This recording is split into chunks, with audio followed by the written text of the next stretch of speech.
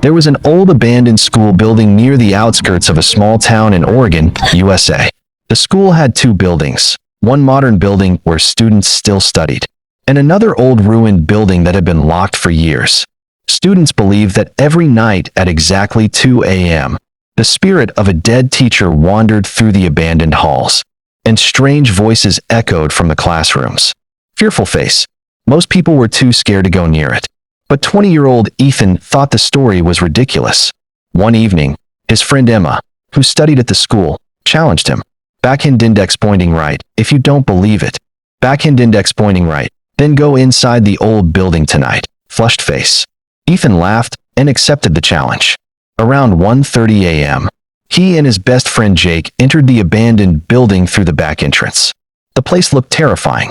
Broken windows, dust everywhere, wild plants growing through the cracks, and old spider webs hanging from the ceiling.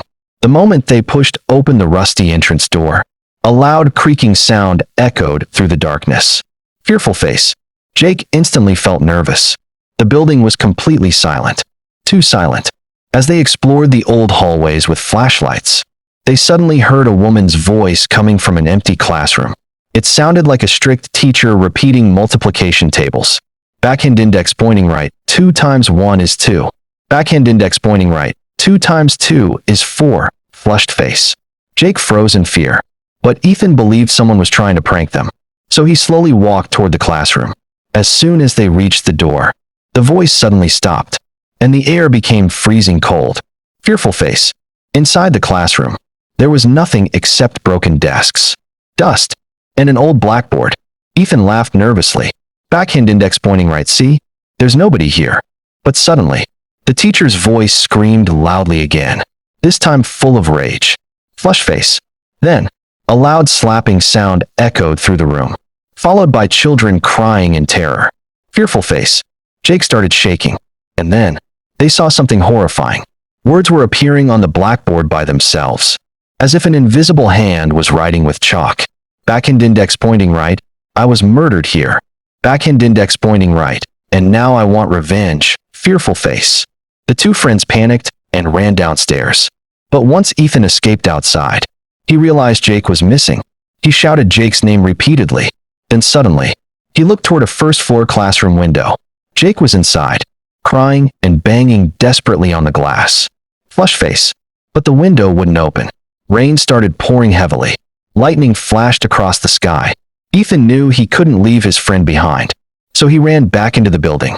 As Ethan searched the dark hallways again, he slowly returned to the same classroom, and what he saw made his blood freeze. Jake was kneeling on the floor, crying uncontrollably, repeating multiplication tables over and over again. Fearful face. Standing in front of him was a terrifying woman. She wore an old, dusty black dress. Her hair covered most of her face, and in her hand, she held a long wooden pointer stick. When Ethan finally saw her face, his entire body went numb. Her skin looked pale and decayed. Her eyes were completely white. Flush face. Then slowly, the woman turned her head toward Ethan and smiled unnaturally wide. Before Ethan could react, she started walking toward him. Terrified, Ethan ran toward the staircase. But in panic, he slipped and lost consciousness. When Ethan woke up, he found himself inside Jake's apartment. But then came the terrifying twist. Jake explained that he was actually the one who escaped first, and when he looked back at the school, he saw Ethan trapped at the classroom window. Fearful face. Jake had called 2 other friends for help. Together they returned to the building, and found Ethan unconscious near the stairs. And according to all 3 of them, they also heard children crying, and a teacher screaming somewhere deep inside the building. Flush face. That night, both friends realized whatever haunted that school had played a terrifying game with their minds. And after that night, none of them ever returned to the abandoned building again. Backhand index pointing right, some spirits don't want peace. Backhand index pointing right, some only want revenge. Fearful face.